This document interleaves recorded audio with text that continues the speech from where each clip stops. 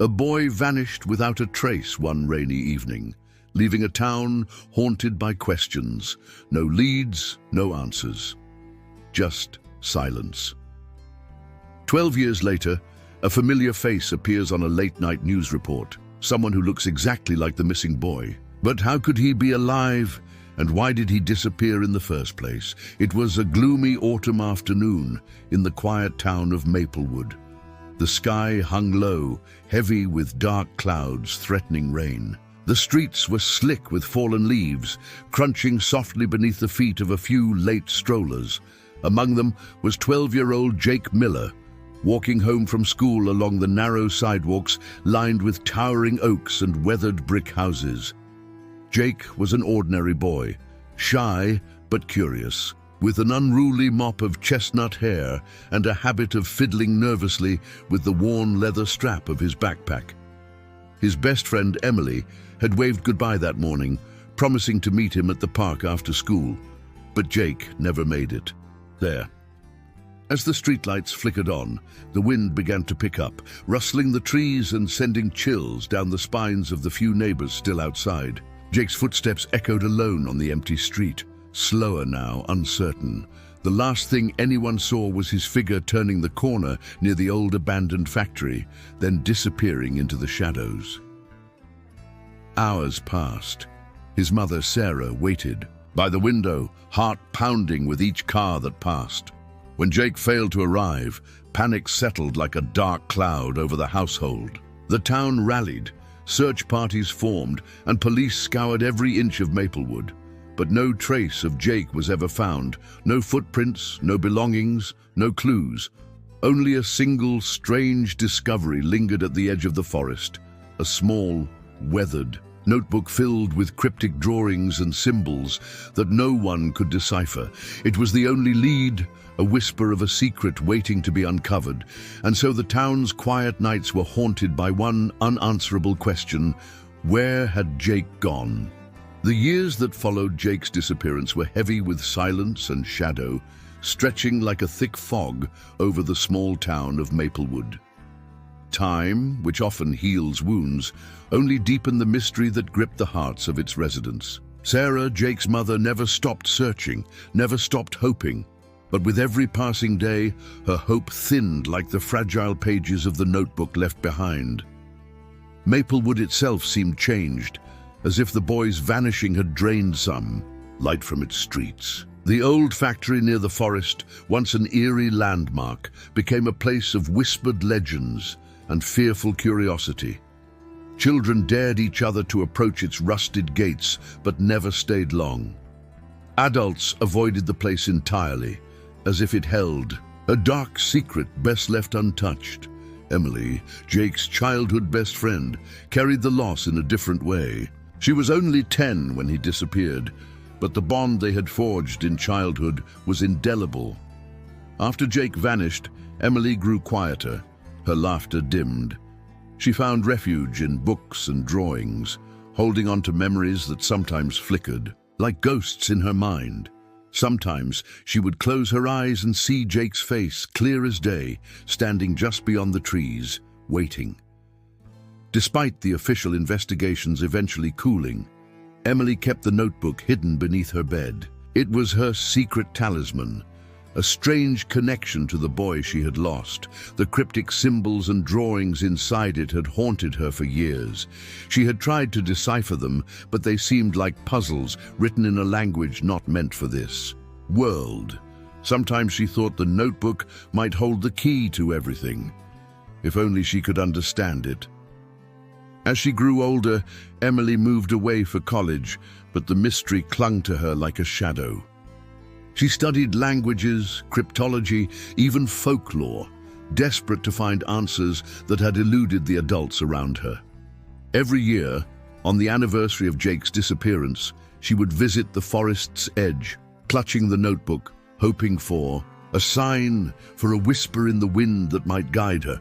Meanwhile, Sarah's life was marked by grief and determination. She threw herself into the community, volunteering with missing persons groups, hoping to protect other families from the agony she endured.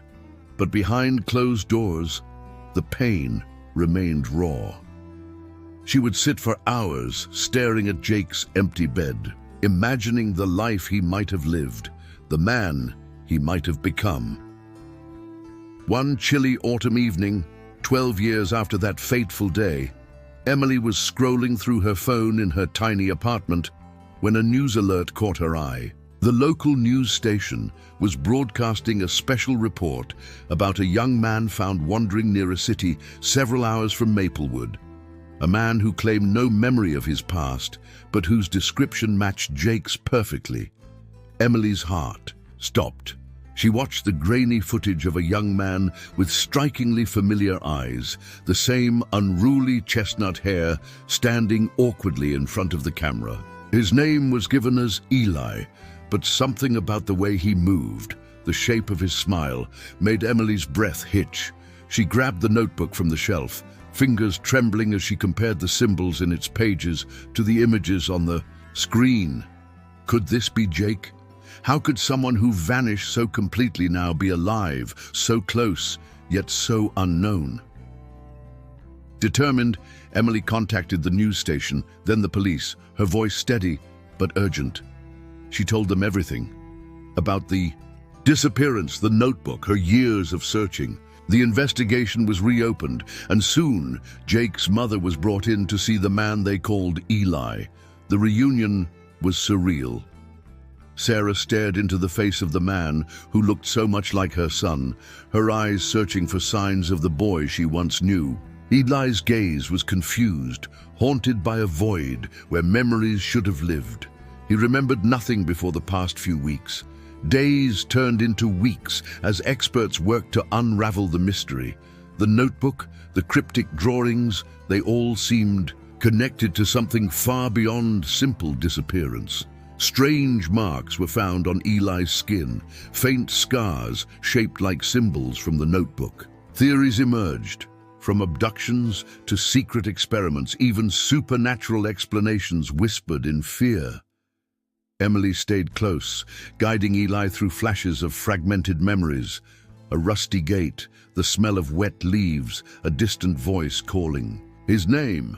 Together, they began to piece together a story buried deep in shadows, a story that would challenge everything Maplewood thought it knew.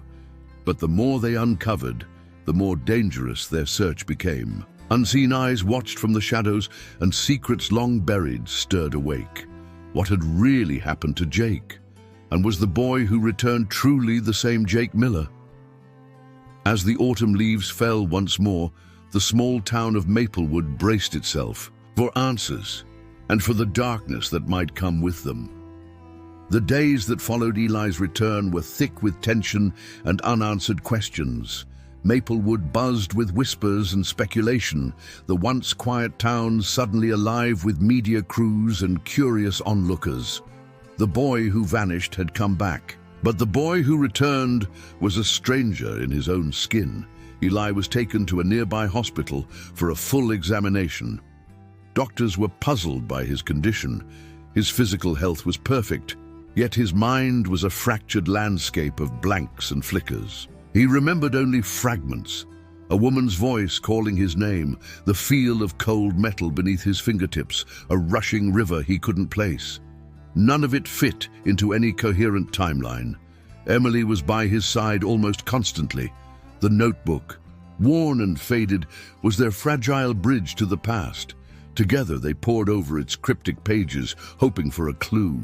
The strange symbols seemed to pulse with meaning, but their mystery deepened rather than lifted. One symbol in particular caught Emily's attention, a circle broken by jagged lines, repeated in various forms throughout the notebook. She had seen it once before, in an old town archive while researching Maplewood's history. It was the emblem of a secret society, one rumored to have operated in the shadows decades ago. A society whispered about in hushed voices, said to have dabbled in experiments beyond the edge of science. That night, Emily returned to the dusty archives, her fingers trembling as she pulled out faded newspapers and yellowed journals. She found stories of disappearances, strange lights in the forest, and unexplained phenomena dating back 50 years. Among the reports was a mention of an abandoned building, the same old factory near the forest where Jake had disappeared.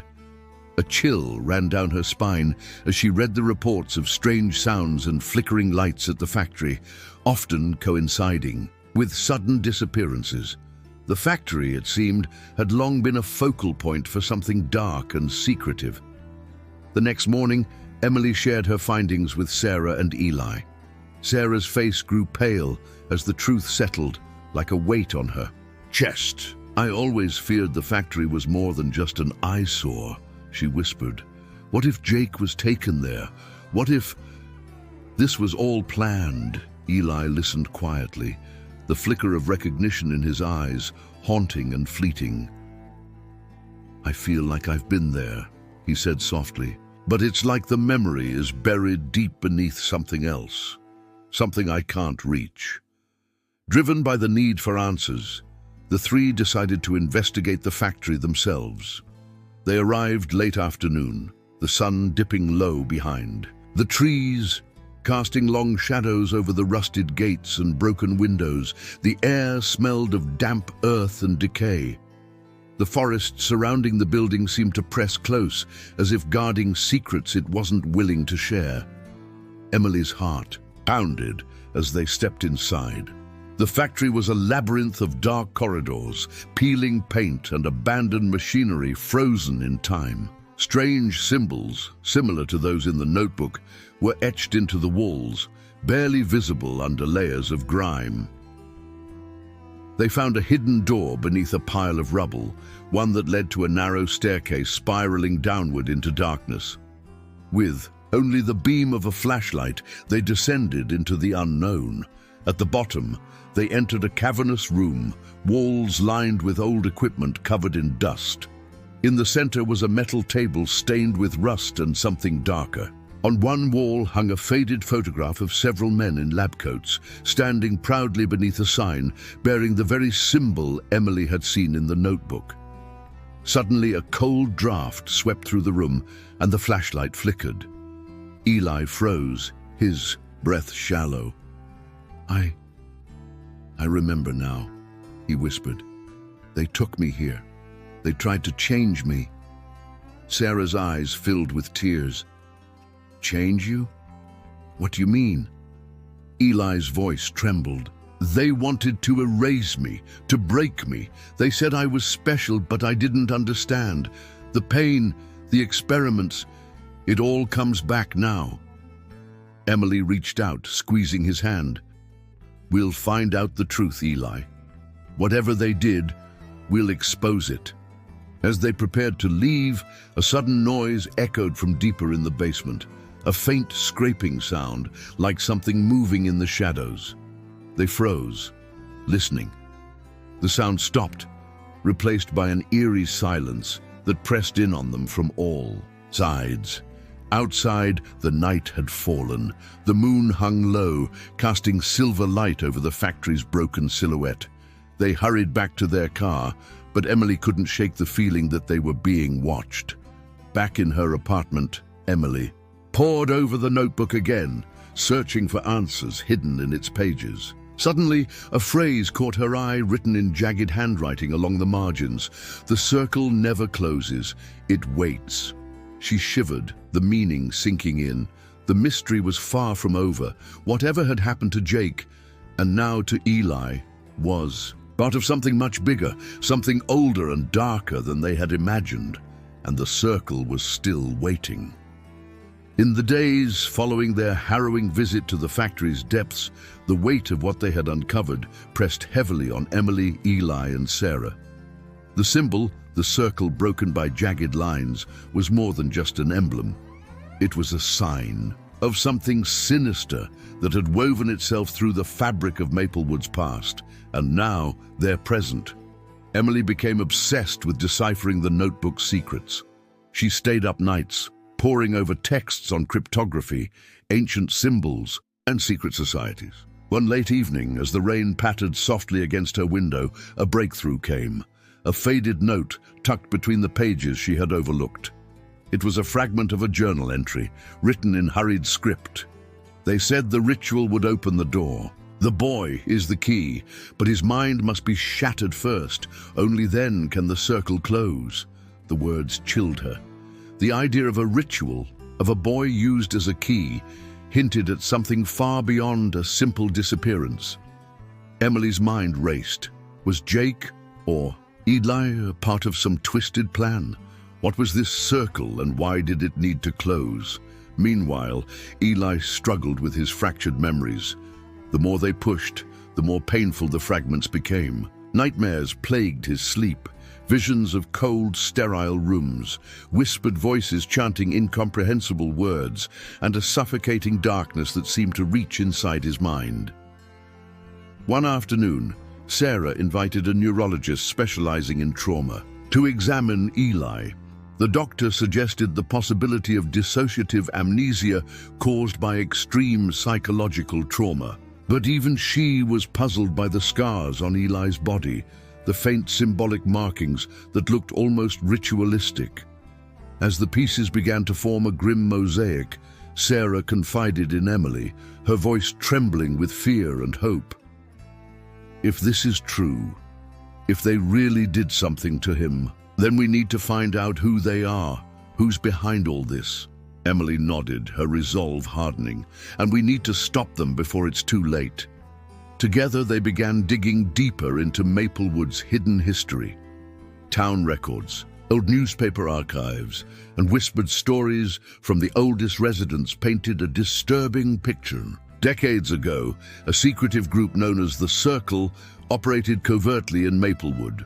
Officially disbanded after a mysterious fire destroyed their meeting hall, rumors persisted that the Circle never truly vanished. Their purpose was murky, but accounts spoke of dangerous experiments, occult rituals, and attempts to manipulate the human mind, seeking a way to unlock hidden powers, to bend reality itself. Emily reached out to an expert in occult history, Professor Martin Graves, who had written extensively about secret societies in the region. After hearing the story and examining the notebook symbols, he agreed to help. "You're dealing with something very old," Martin said gravely during their meeting in his cluttered office. The Circle was obsessed with the idea of closure, not just symbolic but literal. They believed that certain individuals, like your friend here, could open a doorway between worlds or between states of being. He explained that rituals often involve breaking the mind to reshape it, using pain and fear to unlock hidden dimensions of consciousness. Those chosen were called keys, meant to activate a cycle of transformation. Your friend, Jake, or Eli, was likely targeted because of some unique quality, Martin said. It's possible they wanted him to close the circle, whatever that means. The notion was terrifying, but it also shed light on Eli's amnesia and scars. He was not merely a missing boy, but part of a dangerous and arcane plan. With renewed urgency, Emily, Sarah, and Eli decided to return to the factory, this time better prepared and accompanied by Professor Martin. They needed to find any remaining clues before the Circle could finish what they had started. On a grey morning, they entered the factory's ruins once again. The building seemed colder, heavier with the weight of its dark history. Martin's keen eyes scanned the walls, pointing out faded markings and hidden compartments. In one secret room beneath the floorboards, they found a collection of ancient manuscripts and ritual implements, candles burned down to stubs, ceremonial knives, and strange crystals. Among them lay a dusty, leather-bound book, its cover embossed with the broken circle symbol. Martin carefully opened it. Inside were detailed notes on rituals designed to fracture and reconstruct the mind, references to keys, and warnings about the dangers of completing the ritual. A sudden noise startled them, a metallic clang echoing through the empty halls. They froze. Footsteps approached from the shadows, slow and deliberate. A voice called out, cold and calm, "You shouldn't be here." Emerging from the darkness was a tall figure cloaked in a long coat, face obscured by shadow. The air grew, thick with menace. Emily's heart pounded. The circle was still active, and now they were face to face with those who had haunted Jake's past and might decide his future. The figure stepped forward, revealing piercing eyes that seemed to look through them. "You have something that belongs to us," he said. Nodding toward the notebook Emily clutched. "We want answers," Sarah said, her voice steady despite the fear gripping her. The man smiled coldly. "Answers come at a price. The circle is not yet closed, and when it does, everything will change." Before they could react, he vanished into the labyrinthine ruins, leaving behind a whisper that seemed to echo in the cold air. "The key must be turned, or the door will open forever." Emily, Sarah, and Eli exchanged uneasy glances. The fight was far from over. The shadows were closing in, and the secrets of the past threatened to consume them all. The chilling words echoed in their minds as the mysterious figure disappeared into the shadows of the old factory.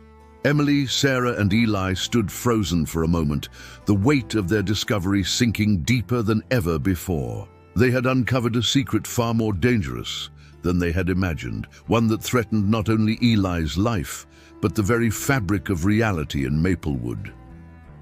The days that followed were a blur of frantic research, whispered conversations, and uneasy preparations. Martin Graves stayed close, his knowledge invaluable, but his face grim. "The ritual they speak of is a cycle," he explained one evening, the flickering candlelight casting strange shadows on his face. "It must be completed or disrupted. If the key is turned, the doorway opens forever. It could unleash forces beyond comprehension." Eli's scars pulsed faintly beneath his skin, a painful reminder that time was running out. He struggled to stay grounded amid the storm of fragmented memories and looming threats. Sarah refused to leave his side, holding on to the fragile hope that the boy she had lost and found would somehow survive this darkness. Emily's resolve burned brighter than ever. The notebook had been their guide, but it was also a warning. A map pointing toward the final confrontation. The broken circle symbol appeared again and again, leading them to a hidden chamber beneath the factory, a place marked on no official map. Together, the four returned to the factory one last time. The moon was full, bathing the ruins in a cold silver light.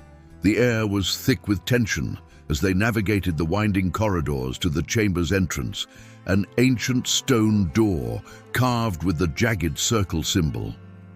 Martin began the incantations. From the leather-bound book they had found, his voice steady despite the rising wind that rattled the broken windows. The room seemed to hum with energy, the air charged with unseen power.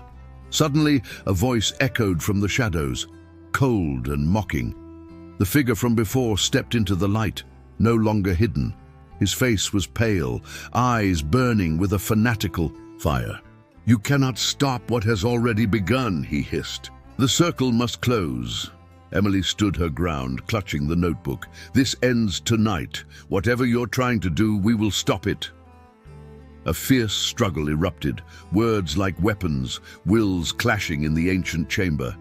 The figure lunged, but Eli stepped forward, his scars glowing faintly as something deep inside him awakened. Memories flooded back, fear, pain, but also a strength he had never known.